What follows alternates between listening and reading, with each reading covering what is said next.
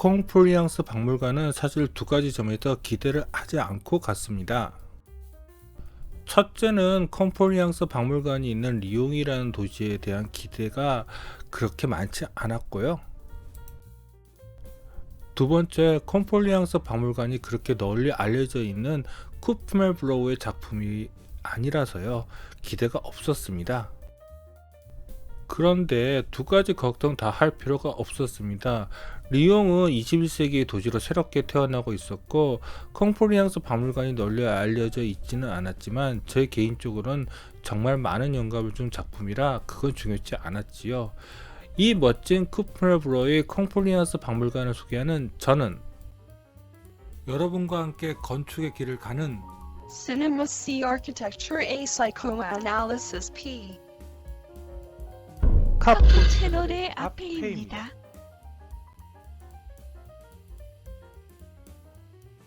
콩플리앙스 박물관이 있는 리옹은 한국으로 치자면 프랑스의 대전 같은 곳입니다.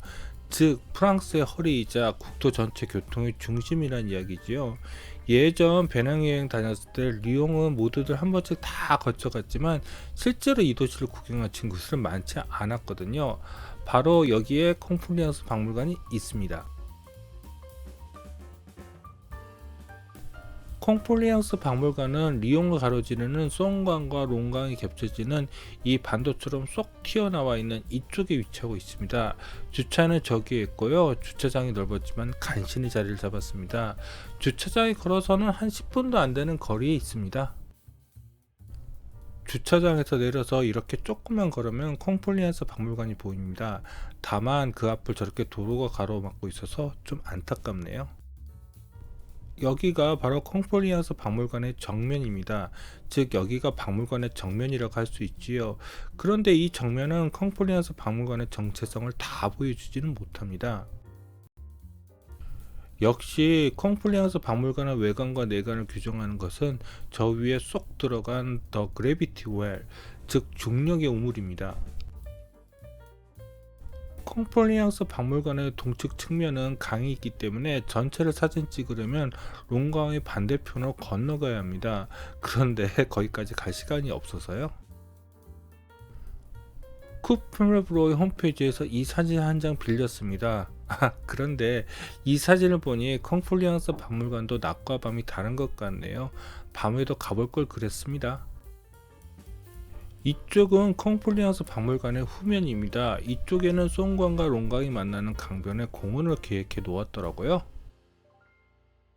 콩플리앙스 박물관의 서측면은 고가도로가 가로질러서 전체를 사진 찍을 수 없습니다. 그래서 서측면을 찍을 수 있는 사진은 이것이 한 개이네요. 콩플리앙스 박물관의 1층은 사실 지상층에서 한층 정도 올라간 위치입니다. 그런데 제가 지상층 도면을 구하지 못해서요, 그냥 1층 로비 바닥을 지상층으로 산정해서 도면을 설명하겠습니다. 일단 정면 계단을 한번 올라가서 서쪽 데크 부분을 살펴보겠습니다. 정면 계단 저쪽에는 들어가는 입구가 하나 있는데 저곳은 지하층에 해당하는 공간의 입구입니다. 우선은 계단을 오르거나 저 램프를 타고 올라가 보죠. 바로 이 램프입니다. 정면에도 보는 것보다 램프의 길이가 훨씬 더 길어 보이네요. 램프에서 콩플리앙스 박물관을 올려다본 곳입니다. 실물을 보시면 사진에서 보시는 것보다 훨씬 더 규모가 커 보이실 것입니다. 여기가 서측 데크 부분입니다. 여기 공간의 크기도 상당합니다. 이 데크를 끝까지 가시면요, 콩플리앙스 박물관의 남측 데크 부분이 나옵니다. 저는 콩플리앙스 박물관 매스를 보면 거대한 맘모스를 보는 것 같은 기분이 들더라고요. 여기 후면의 기둥들을 보면 맘모스의 다리 같아 보이고요. 쿠프멜브로우의 건축들 여태껏 살펴보면서 제가 받은 전체적인 느낌은 지구 중력에 대해 이 회사는 거부한 것이 컨셉이 아닌가 하는 생각이 들었습니다. 이렇게 위의 하중을 버티는 구조를 최대한 간소하게 만들더라고요. 이쪽 측면은 은근히 부산 영화의 전당을 연상시키는 면이 있네요. 컴플라이언스 박물관 내부를 들어가시면요, 사실 주요 전시실은 이 거대한 공간의 반도 안 되는 것 같습니다. 이 육중한 매스들은 사실 이 공간들을 덮는 외피 같은 것이지요. 여기가 바로 컴플라이언스 박물관의 지상층 로비 공간이지요. 이 공간을 들어가 보시면 깜짝 놀라실 것입니다. 다만 컴플라이언스 박물관의 매스는 이전 쿠프멜브로이 작품들에 비해서는 비정형 유성형 스타일이 좀 약해진 듯한 느낌이 듭니다. 그렇지요, 좀 날카롭게 보이는 정면이지요. 그래서 이 작품이 새로운 쿠플브로이 작품으로 나가는 중간 단계인지 아니면 그냥 특이한 작품인 것인지 좀 헷갈립니다. 그러나 저 더 그래비티 웰은 확실합니다. 컴플라이언스 박물관까지 추구해온 쿠플브로의 공간적인 특성이 집약된 부분이라는 것은요. 자, 이제 컴플라이언스 박물관의 뒷마당을 한번 살펴볼까요? 여기 의외로 아름답습니다. 사실 컴플라이언스 박물관의 정면 부분은 고가도로도 지나가고 주변에 교통량이 좀 많아서 정신이 없는데, 여기 수변공원은 정말 마음이 편해지는 그런 공간이었습니다. 리옹을 이렇게 보기 전까지는 그냥 사람들이 복잡한 그런 교통의 도시인 줄 알았는데, 이렇게 편하게 쉴 수 있는 공간들이 있는 줄은 몰랐거든요. 수변공원은 보시다시피 공간이 아주 넓어요. 그리고 시원시원하고요. 그리고 저 끝으로 가시면요, 이렇게 포토스팟도 있네요. 리옹의 상징 동물이 사자인가 봐요. 그리고 수변공원 끝으로 가시면요, 직접 두 강이 만나서 흐르는 모습을 보실 수 있습니다. 여기에는 선착장도 설치되어 있네요. 이 강에서 뱃놀이 하는 것도 재미있을 것 같네요. 이제 컴플라이언스 박물관 아래로 들어가 볼까요? 맘모스 다리 아래로 말이죠. 바깥에서는 잘 모르겠지만 이 뒤편으로 돌아가시면 이 거대한 메스가 공중에 떠 있다는 것을 알 수 있습니다. 저 맘모스의 거대한 다리 몇 개만 빼놓고는요. 컴플라이언스 박물관의 남쪽 후면에도 동측과 서측 데크로 연결된 넓은 데크가 있고, 그 공간을 구성하고 있는 기둥 중 하나가 저거입니다. 그리고 이곳에서도 컴플라이언스 박물관 내부로 들어갈 수 있는 입구가 이렇게 있습니다. 아까 전 출구 말고도 로비 공간의 후문도 저쪽에 하나 있습니다. 하지만 컴플라이언스 박물관의 지상층 외부 공간의 하이라이트는 바로 서양의 수변 공간입니다. 이것은 조금 이따가 더 자세히 보여드리겠습니다. 서측과 다르게 동측에는 두 개의 주 기둥이 위치하고 있습니다. 여기 다리도 동측과 마찬가지로 맘모스 다리 같은 형태로 만들었으면 더 좋았을 텐데요. 아깝다. 하지만 서측 공간은 대신 이쪽에 수변 공간이 있습니다. 그런데 이 디자인 어디서 본 것 같네요. 바로 부산의 영화의 전당에서도 이렇게 아래로 볼록하게 내려오는 비정의 공간 디자인을 사용했지요. 그런데 크기는 부산 영화의 전당이 더 큰 것 같던데요. 하지만 이것이 수변 공간 위에 배치되어 있어서 또 다른 공간비를 창출해 놓은 것 같아요. 여기 프랑스인들도 이 공간의 특별함을 아는지 이 공간을 배경으로 유튜브 영상 같은 것을 찍고 있더라고요. 이것도 욕심인 것 같은데, 위의 블록한 공간과 마찬가지로 이 아래도 비정의 바닥 공간을 만들면 어떨까 하는 생각이 갑자기 떠오르네요. 하지만 지금도 훌륭합니다. 그래도 쿠프물브로는 여기서 멈추지 않겠지요. 어떻게 보면 저 메스 디자인이 컴플라이언스 박물관의 더 그래비티 웰의 이전 형태로도 봐도 될 수 있을 것 같습니다. 저쪽은 박물관 내부 관람은 다 끝나고 기념품 샵을 들르고 나오는 출구가 있습니다. 그런데 여기서 이 수분 공간을 다 커튼롤로 막으면 BMW 벨트랑 좀 비슷한 것이 아닌가 하는 생각도 갑자기 드네요. 이제 아까 전 말했던 로비 공간 후문 진입 공간도 한번 살펴볼까요?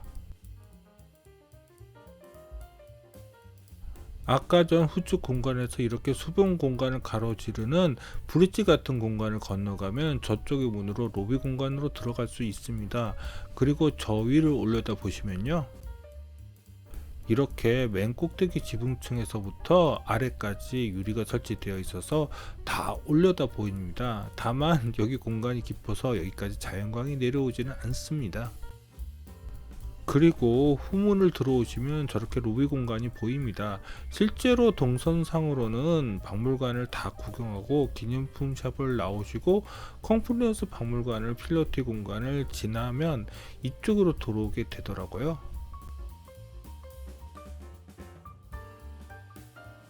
사실 컴플리언스 박물관을 컨텐츠로 만들면서 이렇게 힘들 줄은 몰랐습니다.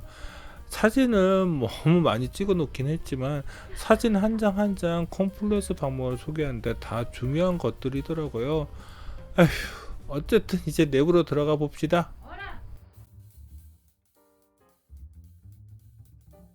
북측에 계단을 올라가시고 이쪽으로 들어가시면 컴플리언스 박물관의 로비가 나옵니다. 바로 여기가 로비 공간의 정문 내부입니다. 역시 여기도 들어갈 때 진 검사를 다 하더라고요. 바깥쪽에서 보시는 것보다 내부를 들어오시면 이 공간의 크기가 가장을 좀 더 보태서 2배 정도 더 넓은 것처럼 느껴지실 것입니다. 그도 그럴 것이 여기 정말 여러 공간 요소를 넣어 놓았고 또 전체 층이 보이드 되어서 층마다 이 공간의 체감이 달라지거든요. 우선 지상층에서 먼저 로비 공간을 살펴보죠. 역시 로비 공간에서 가장 돋보이는 것이 바로 더 그래비티 웰입니다. 그런데 이렇게 봐서는 왜 여기에 운물이라는 단어를 썼는지 이해가 안 되죠? 솔직히 이 그래비티 웰은 이 로비 공간에서는 운물이라기보다는 무슨 거대한 샴페인 전용 유리컵을 그냥 세워 놓은 것처럼 보입니다. 그럼 이 바닥의 이 구조는 컵의 바닥이 되겠군요. 하지만 이 그래비티 웰의 주변을 이렇게 거대한 나선형 램프가 감싸 돌고 있습니다. 마치 부산 영화의 전당에서 더블 콘을 램프가 감싸고 돌고 있는 것처럼요. 그런데 부산 영화의 전당은 이에 비해서 좀 더 단순한 나선형 램프인 것 같네요. 여기의 램프는 비정형 그 자체인 것 같아 보입니다. 아하, 이쪽으로 가시면 지하층으로 내려가는 계단이 있습니다. 이렇게요. 그런데 여기를 내려간 기억은 없네요. 자, 이제 위로 올라가 볼까요? 이 에스컬레이터를 타고 올라가시면 됩니다. 컴플리언스 박물관은 정말 위로 올라갈수록 놀라운 공간들이 펼쳐집니다. 여기가 지상층 에스컬레이터 입구입니다. 바로 옆에 그래비티 웰이 있죠. 위로 올라가기 전에 우선 그래비티 웰을 좀 더 자세히 살펴봐야겠습니다. 그래비티 웰을 제일 잘 볼 수 있는 곳은 지상층이 아니라 2층입니다. 아니, 정확히 말하자면 에스컬레이터를 타고 올라가면서 그래비티 웰을 살펴보는 것은 좋은 선택이라고 할 수 있습니다. 에스컬레이터를 타고 올라갈수록 지붕의 비정형적인 면이 푹 꺼져서 마치 편편한 면에 중력장이 생기는 모습을 형성한 것이 그래비티 웰이라는 것을 확실하게 알 수 있거든요. 그런데 제가 제일 궁금한 것은 여기 비가 오면 그래비티 웰을 통해서 빗물이 흘러 들어갈 텐데 그것이 어떻게 처리되는지였습니다. 더군다나 이 그래비티 웰 내부 마감도 정말 간단한데 어떻게 빗물을 처리하고 또 이렇게 깨끗하게 유지할 수 있는지요? 에스컬레이터를 올라가고 더 위로 올라갈수록 그래비티 웰이 얼마나 대단한 구조이고 매스인지를 알 수 있습니다. 미안한 말이지만 부산 영화의 전당의 더블콘은 여기에 비할 것이 못 되지요. 여기를 지상층의 중층 공간이라고 해야 할지 아니면 1층 공간이 해야 할지 모르겠네요. 바로 이 공간입니다. 여기는 로비 서측에 있는 계단으로도 올라올 수 있는 공간이기는 합니다. 그런데 이 공간이 꼭 있을 필요는 없을 것 같은데요. 이 공간의 역할이라면 그래비티 웨어를 감싸두는 램프 공간을 더 잘 감상할 수 있는 위치라는 정도? 그리고 여기서 또 반층 혹은 1층 정도 올라가시면은 2층 공간이 나옵니다. 또 있군요. 여기서 로비 공간을 내려다보면 북측의 커튼월 공간을 확실히 볼 수가 있습니다. 그런데 이렇게 또 보니 부산 영화의 전당에서 극장동의 경사 커튼월이 생각이 나네요. 제가 그랬잖아요. 부산 영화의 전당도 쿠프레브로 건축 작품의 역사에서 중요한 위치에 있다고요. 중층 공간 발코니는 뒤쪽도 열려져 있어서 이렇게 뒤쪽 공간도 내려다볼 수 있습니다. 자, 이제 2층 공간을 올라가 볼까요? 저는 이리로 박물관 전시관을 들어가지는 않았습니다. 여기가 2층 출입구 앞쪽의 발코니 공간이고요. 여기는 저 램프를 다 돌고 나와서 이쪽으로 왔던 것으로 기억합니다. 이 발코니는 램프로 진입하는 출입구 공간과 지상층에서 올라오는 에스컬레이터 공간이 함께하고 있습니다. 여기가 제가 램프 공간에서 나온 입구입니다. 생각보다 좁아 보이지요?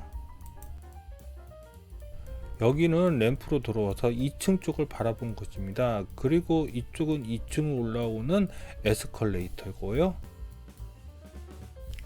아까 전 램프에서 아래를 내려다본 곳입니다. 역시 여기 램프로 올라가면 약간, 좀 많이 흔들린 것을 느끼실 것입니다.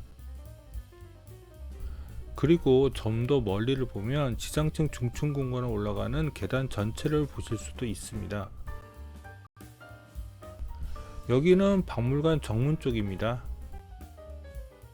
자, 이제 램프 공간을 소개해 드릴 것인데 여기서는 아래에서 위로 올라가는 순서로 보여드리지만 저는 그 반대로 위에서 아래로 내려간 것입니다. 램프 공간은요, 실제로 위로 올라가시면 의외로 지붕 커튼월이 상당히 가깝게 붙어 있습니다. 이렇게 그래비티 웰의 상부 공간도 그대로 다 볼 수 있지요. 아까 전 말씀드린 것처럼 지붕 위의 표피가 푹 꺼지는 것도 그대로 이 램프에서 다 볼 수 있습니다. 그래서 마치 지붕 위를 거니는 것 같은 착각도 느껴지게 만듭니다.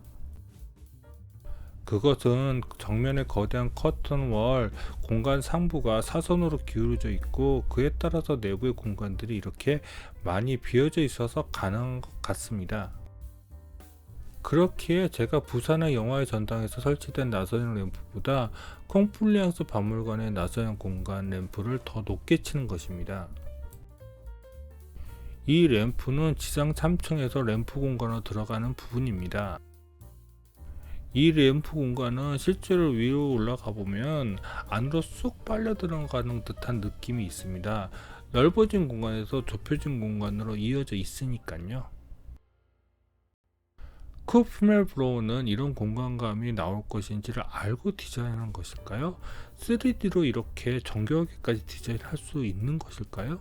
아니면 그동안의 경험, 그것도 아니라면 설마 뭐요? 콩플리앙스 박물관 내부 전시 공간의 맨 꼭대기는 이렇게 되어 있습니다. 그런데 저 위쪽에도 발코니 공간 같은 게 있는 것 같은데 거기까지는 가보지 못했네요. 이 램프 공간에서 그래비티 웨이를 내려다보면 정말 많이 아찔합니다. 여기에 카메라를 내밀고 사진을 찍는데 많이 후달렸습니다. 하지만 그래도 그만한 가치는 있지요. 근데 여기 밤에 오면 정말 멋지겠는걸요? 조명이 더해지면요. 자, 이제 동측의 주계단과 에스컬레이터를 한번 자세히 살펴볼까요? 지상층에서 에스컬레이터를 타고 올라와주면 2층에서 한번 갈아타시고 이쪽으로 올라가면 3층까지 가실 수 있습니다. 여기가 바로 2층에서 3층으로 올라가는 에스컬레이터입니다. 3층까지 올라오시면 좀 많이 아찔하실 것입니다. 저기 보이는 곳이 2층 입구 부분이고요. 여기는 3층까지 올라오는 에스컬레이터이고요. 이쪽은 에스컬레이터의 아래쪽입니다. 이 부분은 신경을 쓰지 않았는데요. 이 아래쪽이 정확히 어떻게 되어 있는지 제가 체크를 못했습니다. 그냥 비어서 있을 것 같긴 한데요. 여기가 3층 에스컬레이터 입구입니다. 저는 여기에 있는 3층 입구를 통해서 전시장으로 들어갔습니다. 아, 저기 계단 두 개가 있죠. 저것 때문에 이 공간 정말 많이 헷갈렸습니다. 3층 입구의 천창 부분을 살펴본 것입니다. 사진이 많아서 이 부분을 특정하기 힘들었는데요. 이렇게 해냈습니다. 3층 입구 천창을 통해서 지붕층의 또 다른 커튼홀 공간이 나오는데요. 이 부분은 조금 있다가 다시 소개하겠습니다. 자, 아까 전에 제가 골치 아팠다고 했던 계단이 바로 여기입니다. 여기는 지붕층에서 3층으로 내려오는 계단입니다. 여기에서는 보이지 않지만 저기에서는 지붕층에서 내부로 들어오는 문이 있습니다. 이 계단은 아까 전 지붕층 출입구에서 아래로 내려오는 계단입니다. 아찔하게 보이시죠? 아래를 내려오시면 이렇게 꺾인 계단참이 있고 여기서 한 계단 더 내려갑니다. 저 아래로 내려가면 3층으로 연결되는 것이지요. 그리고 저쪽은요? 바로 여기입니다. 제가 이곳이 어디인지 찾느라고 머리 터지는 줄 알았습니다. 정말 미친듯이 사진 찍었다니까요. 이곳에서 아래를 내려다본 것입니다. 근데 정말 프랑스 유리 품질은 뛰어난가 봅니다. 어떻게 외부가 이렇게 투명하게 잘 보이지요? 이제 막판으로 달려가 보겠습니다. 자, 여기가 바로 지붕층 출입구입니다. 아까 전 계단으로 나가는 출입구입니다. 그리고 이 출입구 한쪽 면은 또 이렇게 되어 있네요. 여기는 환기를 위해서 창문 개폐 장치가 작동 중인가 봐요. 저기 보이는 강은 롱강입니다. 그리고 저기 보이는 다리는 헤이몽 바흐 다리입니다. 이 아래의 천창 커튼홀은 아까 전 보여드렸던 두 개의 계단 중 중간층의 천창입니다. 여기서 반대편으로 돌아서면 저렇게 산처럼 우뚝 솟아있는 지붕층이 눈에 들어옵니다. 여기서 살짝만 고개를 돌리시면 롱강이 흘러서 송강과 만나는 모습을 살짝 엿보실 수 있습니다. 비정형의 지붕층 메스가 아닌 평평한 부분에는 대부분 이렇게 태양광 판넬이 또 깔려 있습니다. 지붕층에는 카페테리아도 있는데 여기도 출입구가 있습니다. 바로 여기입니다. 그런데 들락날락 거릴 수 없었던 것으로 기억합니다. 제 추측으로는 정비용 출구인 것 같습니다. 지붕층 카페테리아는 많이 좁습니다. 그럼에도 사람들로 바글바글 하더라고요. 여기서 뭔가 좀 마시려고 했는데 자리 잡기가 힘들어서 포기했습니다. 더군다나 일부 자리는 땡볕이 그대로 내려와서요, 앉아있기도 힘들어 보이는데 역시 프랑스 사람들은 다르더라고요. 대신 여기서 또 다른 방향으로 사진을 찍었습니다. 여기는 남층 전경으로 서측 쪽 지붕이 살짝 보이더라고요. 반대쪽도 한번 살펴보겠습니다. 그런데 저기 보이시나요? 저 건물이요. 바로 장누벨의 이콘타워입니다. 제가 주차했을 때부터 저 건물이 눈에 띄었었는데 그때는 시간이 없어서 지나쳤습니다. 그런데 결국 이 건물 답사를 했고 컨텐츠까지 만들어 놓았죠. 반면 두 번이나 놓친 건물이 있지요. 이 근처에 오렌지 큐브를 보러 갔었는데 유로 뉴스 본사는 못 보고 왔네요. 사진으로는 그냥 공사 중 가림막 같아 보였는데 제길 리옹 또 가야겠네요. 여기서 헤이몽 바흐 다리가 완전하게 보이네요. 근데 참 프랑스는 지평선이 엄청 멀리 있네요. 어떻게 산이 하나도 안 보이죠? 사실 도시에서 산이 보이는 도시가 많지는 않지요. 아직까지 본격적으로 전시장을 보여드리지 않았지요? 그럼 전시장을 보여드리겠습니다. 아까 전 3층에서 올라와서 이쪽으로 들어오시면 전시장 공간이 시작됩니다. 여기가 아까 전 보여드렸던 3층 계단과 에스컬레이터 입구에서 들어오는 전시장 입구입니다. 1위로 들어오셔서 이 복도로 따라가시면 여러 전시장이 있습니다. 전시장을 순서대로 소개해 드려야 하는데 그것까지는 다 기억이 나지 않아서 먼저 복도 공간들을 소개하겠습니다.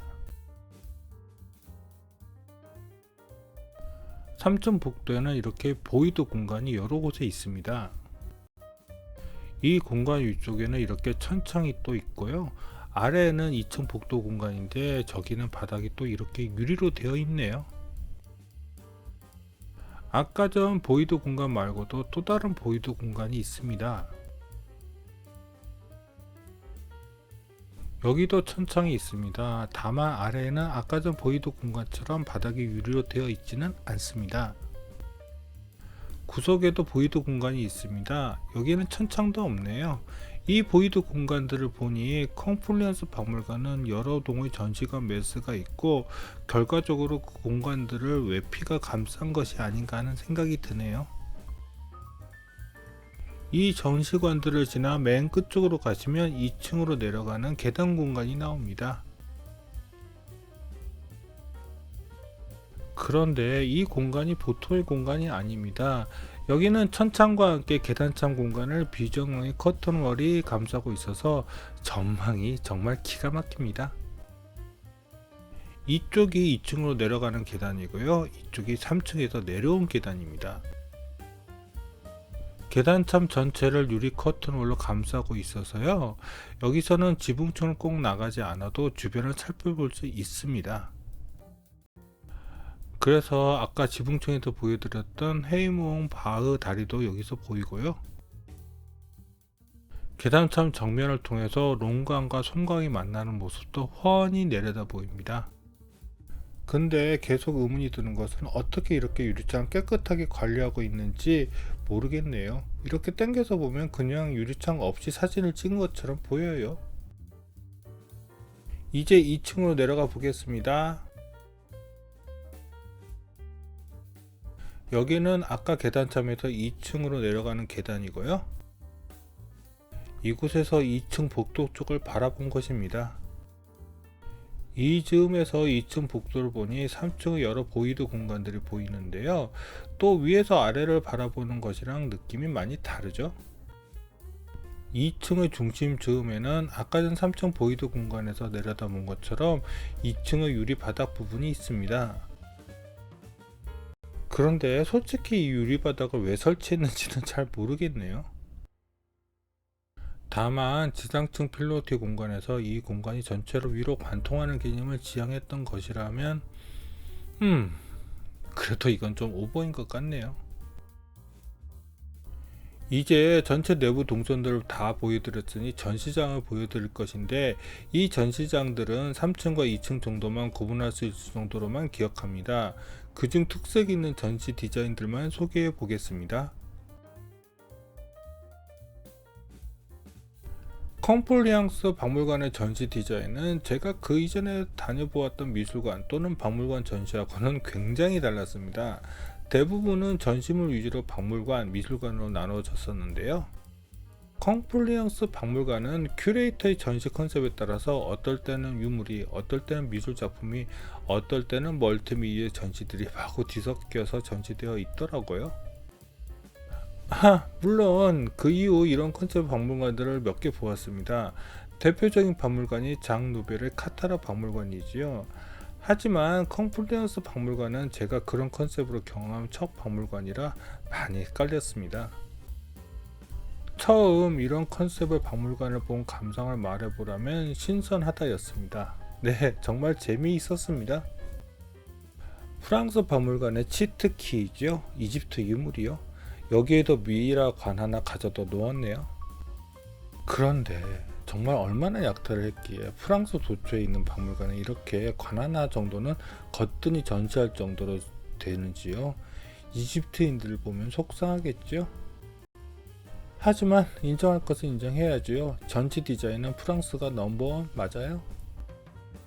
이 파티션은 정말 신기해서 사진 찍어 보았습니다.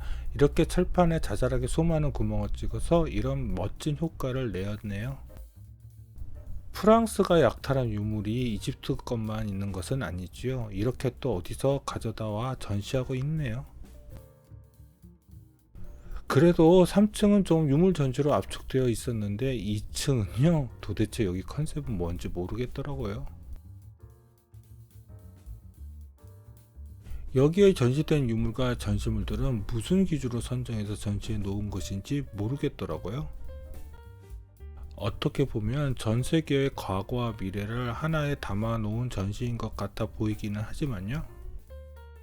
그런데 결국 자신들의 식민 제국 시대를 홍보하는 것을 흘러가는 듯 하네요. 또 뜬금없이 산업혁명 시대를 이끈 자동차 직조 기계를 전시해 놓다가요. 현대의 전자제품들도 이렇게 전시해 놓았네요. 그리고 갑자기 청나라 황제의 골룡포 같은 것을 전시해 놓았다가요. 부산까지 전시해 놓았습니다. 에휴. 역시 일본을 사랑하는 프랑스인들이 일본 유물을 빼놓을 리는 없죠. 또 이 유물은 어디에서 가져온 것일까요? 정말 대단한 프랑스인들입니다. 한쪽 구석에는 멋들어진 멀티룸을 또 이렇게 마련해 놓았습니다. 정말 짜증나지 않나요? 더 욕해주고 싶은데 멋있어요. 전시가 이 부스 안에는요 공간이 이렇게 구성되어 있고 다른 쪽에는 전시물인지 작품인지 모르는 이런 것도 전시해 놓았습니다. 이 정도까지만 해도 참아줄 수 있습니다. 그런데 또 한쪽에는 갑자기 스핑크스를 전시해 놓았습니다. 그런데 이 스핑크스도 진짜일까요? 이 스핑크스를 입구로 하는 전시 공간으로 또 들어가 보시면요. 여기는 또 동물 박제들을 잔뜩 전시해 놓고 있습니다. 더군다나 이 박제들을 모티브로 한 작은 조각품들도 전시해 놓았습니다. 이것도 사진을 찍을 때만 해도 박제인 줄 알았는데 이렇게 자세히 보니 작품이네요. 또한 여기는 제3세계에서 동물을 모티브로 하거나 동물의 털들을 이용해서 만든 공예품을 전시해 놓기도 했고요. 그런데 왜 북극곰이 여기 서 있는지도 잘 모르겠네요. 뭐 북극곰만 있는 것은 아니죠. 왜 동물 박제들 이렇게 많이 전시해 놓았을까요? 여기에는 또 버팔로 한 마리도 있습니다. 또 이쪽에는 온갖 잡새들 이렇게 박제해서 전시해 놓고 있습니다.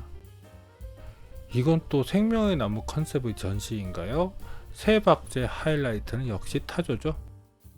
여기 동물들은 또 자세히 살펴보면 같은 지역에 있는 동물들도 아닙니다. 이 동물뼈는 설마 공룡은 아니겠지요? 근데 머리가 고래뼈가 아닌데요. 에이, 정말 모르겠다. 또 다른 전시장으로 들어가 볼까요? 여기도 어느 원시 부족의 유물들인 것 같은데요. 그런데 이 유물들은 또 십자가가 모티브가 되는 유럽의 유물 같은데요. 그리고 이 전시장을 중심으로 꽉 잡고 있는 이 머리뼈, 맘모스의 것일까요? 모르겠습니다. 컴플리앙스 박물관의 전체 디자인 컨셉을요. 그리고 또 여기에 일본관이 따로 있더라고요. 여기 내부 자체가 어느 일본의 사찰 같은 분위기로 공간이 꾸며져 있죠. 그런데 이 붉은색은 중국의 것이 아닌가요? 중국인들이 자기 문화 훔쳐갔다고 고소하겠어요? 제가 일본 전통을 정확히는 모르겠는데 묘하게 이게 원래 일본의 전통 아이템 같아 보이긴 하네요. 여기 전시 디자인은 이렇게 불투명의 가림막이 전시 아일랜드를 분리하는 그런 컨셉이더라고요. 멋있어 보이기는 하지만 저는 썩 좋아하는 컨셉은 아닙니다. 이러면 전시물을 볼 때 공간이 좁게 느껴지고 전체 전시 유물도 한눈에 안 들어오니까요. 근데 이 사진은 잘 모르겠더라고요. 이 복색은 홋카이도 아이누족의 모습일까요? 일본 전통 복장에 이런 가면도 있는 것일까요? 이런 천수 관음이랑 이런 아이템은 익숙한 일본적인 아이템인데요. 이 끝에 있는 가면은 잘 모르겠네요. 그런데 애니메이션 모노노ke 히메에도 이런 가면이 나온 것 같기도 한데요. 하지만 제가 2층에서 제일 인상 깊게 본 전시는 이런 앞에 전시가 아니라 이탈리아 만화가 휴고 풀에서의 만화전이었습니다. 휴고 프렛이 창조한 가장 유명한 캐릭터가 바로 코르토 말테세라고 하네요. 바로 이 인물입니다.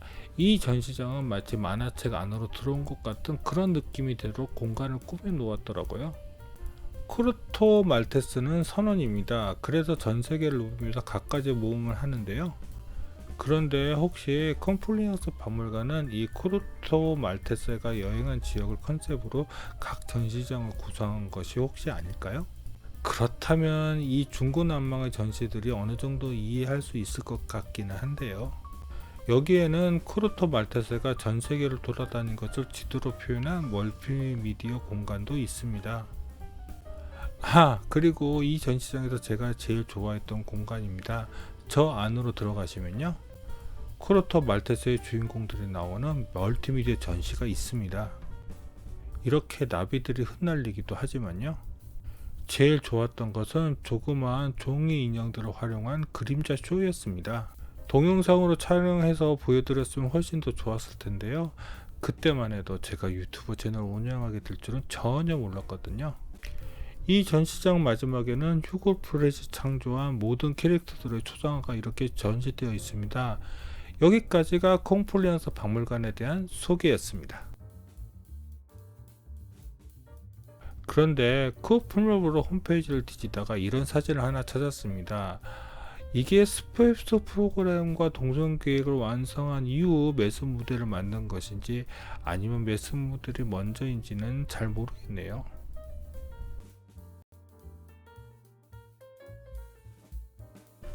이번 컴플리언스 박물관은 제가 소개한 건축 작품 소개 중 가장 많은 슬라이드 컷을 사용한 콘텐츠였습니다.